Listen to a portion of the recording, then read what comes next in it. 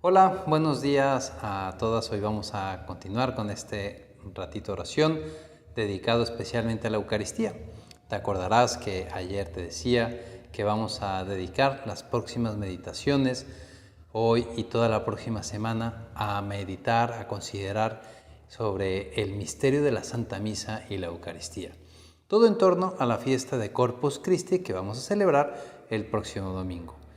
Y es que esta preocupación que tengo yo, que no creas que soy el único que la tiene, sino que la Iglesia Universal tiene una preocupación de que todos conozcamos cada vez más el misterio que se encierra en la Eucaristía, el misterio que se encierra en la misa. En los años 60 se celebró en la Iglesia, 1960, un concilio, el Concilio Vaticano II, y una de las principales preocupaciones que se planteaba en ese concilio, que es una reunión de obispos de todo el mundo, era precisamente esta, que los fieles, que todos los católicos conociéramos mejor lo que es la Eucaristía. Bueno, pues han pasado muchos años, se han hecho muchos esfuerzos, se han escrito muchos libros, ha habido muchas catequesis. El Papa Francisco en el 2017 y 2018 dedicó una serie de catequesis a explicar la Santa Misa. Te voy a poner aquí en la descripción un link donde puedes descargar ese libro electrónico para que tú lo leas por tu cuenta y vayas comprendiendo un poquito más de qué se trata la misa. Yo te quería contar hoy un testimonio para que nos demos cuenta de que la misa encierra algo especial, algo que quizá tú y yo no nos damos cuenta. ¿Por qué? Porque hay gente que ha llegado a dar la vida por participar en la misa. Y yo creo que a veces a nosotros nos cuesta un poquito y no estamos a ese nivel. No sé si tú estarías dispuesta a dar la vida por ir a misa. A veces dejamos de ir a misa por cosas mucho menos pequeñas de lo que tuvieron que enfrentar estos hermanos nuestros católicos mártires del norte de África. Fíjate que en el año 304 había un grupo de cristianos en el norte de África y en ese tiempo se dio toda una persecución de un emperador Diocleciano, así se llamaba el emperador romano, que quería acabar con el cristianismo y prohibió que en todo el territorio del Imperio Romano se celebrara el culto a Cristo. ¿Qué es esto? La misa. Este señor prohibió que se celebrara la misa, prohibió que se reunieran los cristianos, porque desde el principio, desde que Cristo vino a este mundo y le dijo a sus discípulos, hagan esto en memoria mía, todos los discípulos se han reunido a partir del pan, se han reunido a leer las Escrituras. Y eso es la Santa Misa, la fracción del pan, la lectura de las Escrituras y compartir un momento entre todos en torno a Cristo.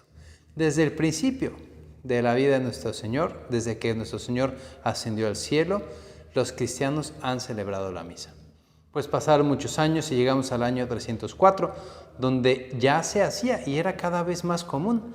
Al principio no había iglesias como las hay ahora y se reunían en las casas particulares para partir el pan. Se reunían y había uno de ellos, el mayor, el presbítero, que dirigía la asamblea, dirigía la ceremonia, les leía las escrituras, les hacía una pequeña explicación, una homilía le diríamos ahora, y después se pronunciaban las palabras de la consagración y se distribuía el pan entre los que estaban ahí. Y algunos de los que estaban ahí conservaban un poco del pan, es decir, la Eucaristía, y lo llevaban a los enfermos, a los que no habían podido asistir.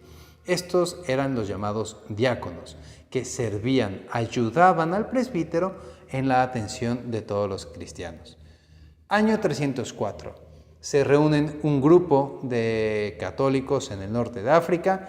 Ellos habían escuchado ya la prohibición por parte de la autoridad, donde se les impedía rendir culto a Dios, culto a Cristo, y ellos aún así se juntaron a partir del pan. Se juntaron a celebrar la misa. Estaban ahí reunidos, eso se supo y llegaron los soldados del ejército y los descubrieron en plena misa y a todos ellos los llevaron detenidos y los llevaron presos y los presentaron ante el procónsul, que era la autoridad judicial. Era, diríamos ahora, como el jefe de la policía. Y o el juez podría ser también, les preguntó, oigan, Pero, ¿qué no sabían que está prohibido hacer esto? ¿Está prohibido reunirse en el nombre de Cristo?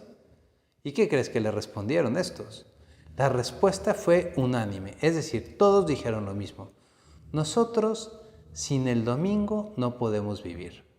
El domingo se referían al día del Señor, dies Domini, domingo. Sin el día del Señor, que incluye la fracción del pan, que incluye la misa, no podemos vivir. En pocas palabras, estos señores están diciendo a la autoridad, yo sin la misa no puedo vivir. Y estoy dispuesto a dar mi vida por participar en la misa. Y fue lo que sucedió con estos señores que ahora son mártires, son santos, están en el cielo, dieron su vida por participar en la misa. Y es bueno que tú y yo nos preguntemos, ¿qué tanto esfuerzo ponemos por participar en la misa? ¿Tú de verdad vas a la misa o vas a un espectáculo? ¿Vas a la misa a rezar, a encontrarte con Cristo? Porque eso es la misa, es reunirte con Cristo que está presente en el altar. Justo después de la consagración, ahí está Cristo, está Dios presente. ¿Cómo te pondrías tú si un día te dicen, mira, ahí está una autoridad, el presidente de un país, o ahí está el rey de un país, o ahí está un artista de los que te gustan? Pues seguramente irías feliz, irías atenta a encontrarlo. Pues, ¿cómo nos ponemos cuando vamos a encontrar a Cristo? En la misa, de un modo milagroso, se hace de nuevo el sacrificio de Cristo en la cruz. Cristo, de un modo milagroso, vuelve a morir por ti y por mí y por todos. Y nos deja su cuerpo, nos deja su sangre para que tú y yo nos podamos alimentar. Y nos dice Jesús, si no comen la carne del Hijo del Hombre y no beben su sangre, no tendrán vida en nosotros. El que come mi carne y bebe mi sangre, tiene vida eterna y yo lo resucitaré el último día. Pues tú de verdad te acercas a comer el pan de Cristo, la carne de Cristo, la sangre de Cristo, o vas simplemente a pasar ahí. O peor aún, ahora en estas circunstancias en que estamos viviendo, de la era de la pandemia, donde hemos tenido la posibilidad de asistir a la misa desde nuestras casas, ¿cómo te comportas desde tu casa? ¿De verdad estás en misa o te sientas y pones la tele y te olvidas de la misa?